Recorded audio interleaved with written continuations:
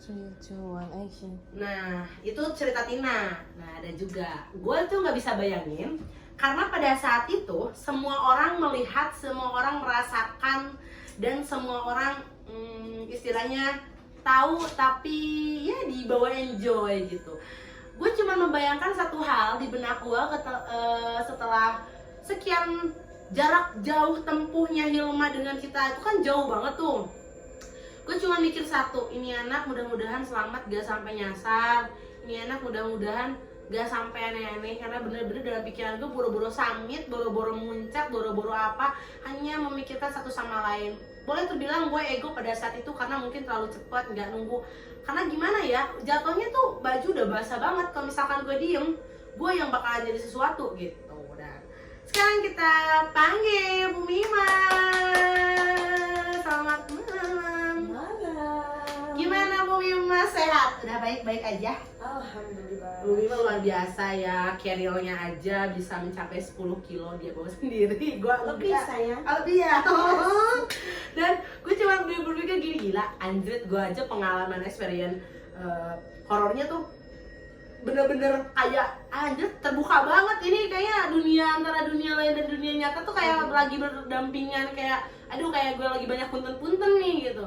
Nah, ceritain dong, kenapa sih bisa mopo kejauhan banget? Intinya mungkin karena dari semalam sebelum keberangkatan kita menuju Ciremai, aku nggak tidur dulu. Mantap. Kenapa sih? Terus Aku begadang, aku nggak tidur sama sekali. Ya mungkin karena fisiknya yang kurang fit juga, dan bebannya yang berat karena bawa baju tias ya guys. jadi emang bener-bener sama lemarinya dibawa sampai 4 pasang, gila mau kemana? Tetep aja gue tuh gak ganti baju. Terus Ya karena ya itulah. berarti kita pisah dari pos 1 dong ya? Ya pos Ya, 1. pos 1. Lu duluan kan? Terus lo dibarengin sama reader yang biasa jaga berarti ya, sampai pos 2. Dan dari pos 2 ke pos 3 lo ditemani sama Rian, namanya siapa sih? Iya, iya. Nah, dari pos 2 menuju pos 3 gimana ceritanya? Sok ceritain. Dari pos 2 itu kaki aku udah mulai kram ya. Intinya si otot-otot tuh udah tegang banget. Langkah gua pun semakin pendek ya, nggak seperti biasanya, nggak di awal. Terus beberapa kali gua jatuh juga, tapi untuk horornya itu dimulai dari pos 2 ke 3.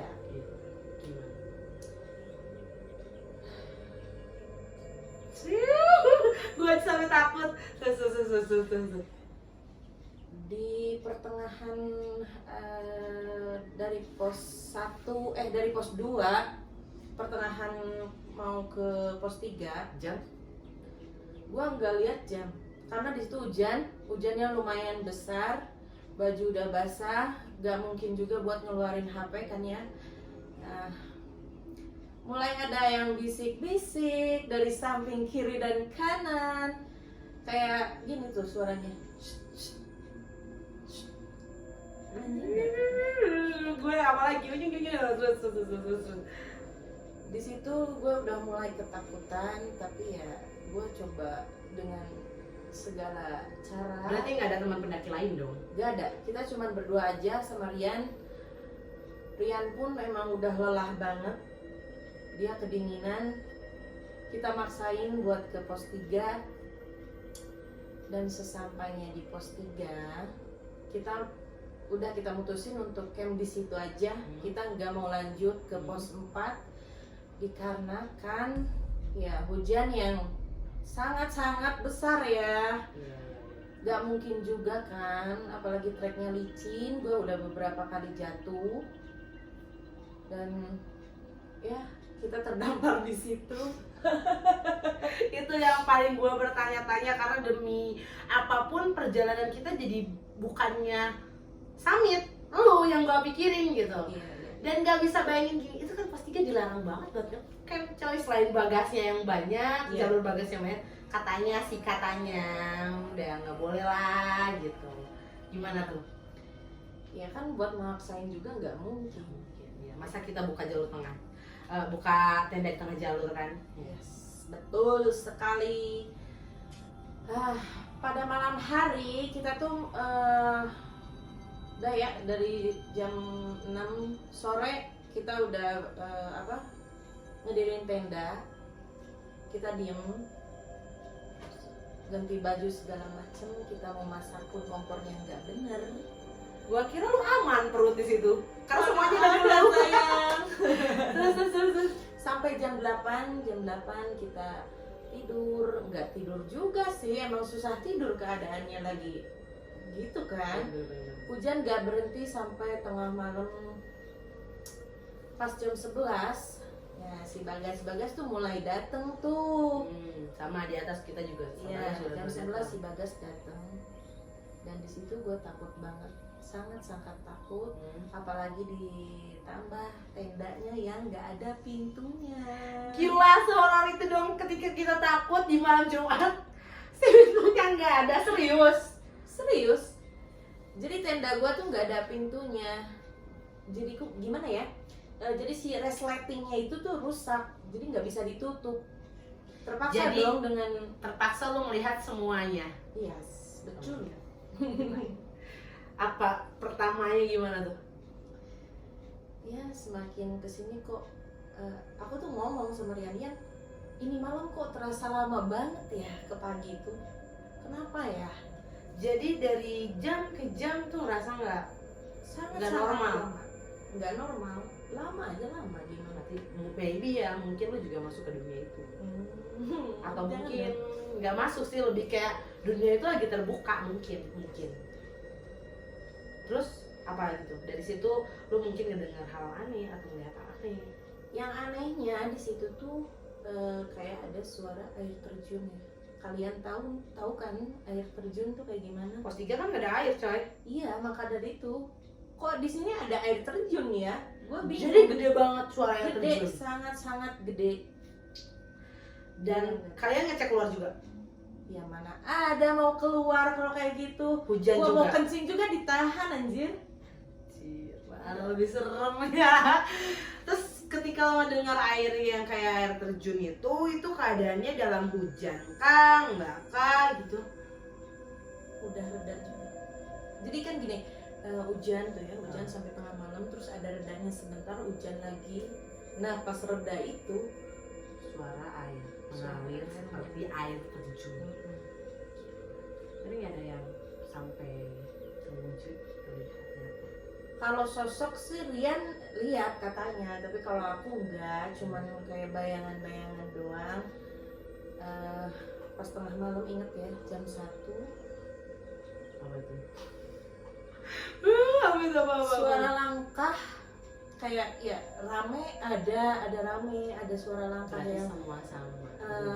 jalan sendirian gitu ada juga.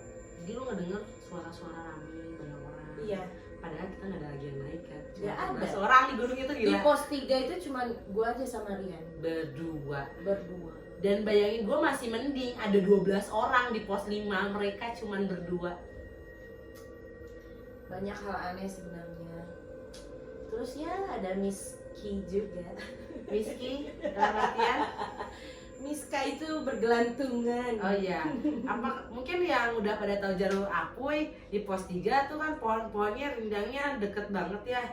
Jadi Miski itu ada dan nyata lo nampak terlihat. Sekilas. Karena apa? Si tenda tuh kan nggak ada ini ya, nggak ada pintunya. Terus Jadi kepala, lu kayak ngeliatin aja gitu kayak jadi kepala gua tuh di belakang. di belakang Di belakang kepala lu itu pintu itu yang nggak ketutup. pintu tenda. Aha. Mantap. Terus Auto dong kita lihat ke Langit. langit. Apaan tuh ya di atas kok putih? kok sempat lu berpikiran buat membelakangi pintu sih? Kenapa? Karena kalau sebelah sini tuh banjir sayang. Oh, jadi hujan. Lu nggak Iya. sempat buat Jadi ini ya? si tanahnya tuh nggak datar, tapi gitu tuh, mudun gitu. Jadi ke bawah landai. Ya. Ya langsung aja dong berubah posisi. Berapa jam lu bertahan menahan rasa takut? saat itu? sampai jam 6 pagi Dan lu nggak bisa tidur? gak bisa tidur. Terus banyak hal-hal yang bener-bener di luar nalar lu? Banyak. Jadi aku tuh maksain untuk tidur tapi Nggak tidur? nggak tidur. Ya terganggu lah ya. Iya. Jadi sekalinya merem kita tuh kayak di mana gitu. Jadi- Banyak sekali makhluk-makhluk yang kelihatan tapi di saat mata kita merem. Oh, Merem. jadi di bawah alam sadar lo mereka nampak. Nah, seperti itu. Kayak mungkin lo agak sedikit mau menutup mata, nampak di alam bawah sadar alias mungkin yang nggak tahu lah entah sugesta apa, tapi yang pasti untungnya tidak nampak pas terbuka mata kan ya. Nah, pas berdua nih di tenda, hal apa yang kalian lakukan berdua? Berkomunikasi, saling membicarakan keseraman itu, baca doa, apa-apa. Soalnya gue aja pada berempat tuh diem-diem, gak pada ngomong apa-apa. Sama. Kita diem. Kita nggak bisa ngomong apa-apa. Kita cuma sama-sama berdoa, zikir juga, nggak berhenti sampai pagi, sampai rasa takut itu hilang. Itu paranormal activity-nya beliau. Apa yang paling serem, yang benar-benar paling serem pada waktu itu? Ada sosok hitam yang lewat. Dan kalian diem-diem aja. Ya diem. Masa mau kejar? Masa aku harus nanya? Ya, sesuatu banget yang namanya alam kita tidak pernah tahu. Iya. Mau itu istilahnya dengan hal apapun kita harus tetap rendah. Kembali lagi karena bukan hanya kita, masih juga banyak orang-orang dalam artian hal lain yang mendampingi kita. Jadi ya apa sih kesan pesan saat mendaki di malam Jumat menyambangi Ciremai? Untuk kalian para pendaki, kemanapun tujuan kalian, puncak manapun tujuan kalian, saat kita mendatangi dataran tinggi, tetaplah ego kalian membumi. Dalam sekali, tapi minum dulu dari Grace Kopi nih. Kebetulan Grace Kopi itu kopi paling enak loh. Oh ya? Iya, cobain. Dan Mari kita coba. ini rasanya pokoknya enak banget. Coba deh Grace Kopi. Jadi konten kali ini didukung oleh Grace Kopi. Thanks buat Grace Kopi. Ini enak banget rasanya, jadi kalian harus banget dan wajib banget mampir ke Grace Kopi. Tempatnya enak banget buat nongkrong, ada musik live, ada macam-macam menu makanan juga dan lain-lain. Gimana? Enak gak? Sangat enak. Grace Kopi. Nah, itulah pengalaman paranormal activity kita menyambangi Ciremai. Untuk semua orang ataupun untuk semua kalangan, itu anak kecil, itu dewasa, kita berdampingan dengan hal lain alias dunia lain dimanapun kita berada. Tidak hanya untuk di gunung, di rumah pun kita ada. Tapi kembali percayalah bahwa Tuhan itu menciptakan manusia dan sejenisnya lainnya. Jadi tetap kembali kepada pedomannya kepada Tuhan Yang Maha Esa, bahwa manusia adalah makhluk yang paling disempurnakan oleh Allah. Iya, betul sekali. Jadi buat kalian yang masih penasaran dengan cerita-cerita horor lainnya, jangan lupa Like, subscribe, and comment, dan juga share sebanyak-banyaknya. Nah, sampai jumpa podcast kita malam ini di Menyambangi Ciremai. Bye. Bye bye. Thanks for watching, guys.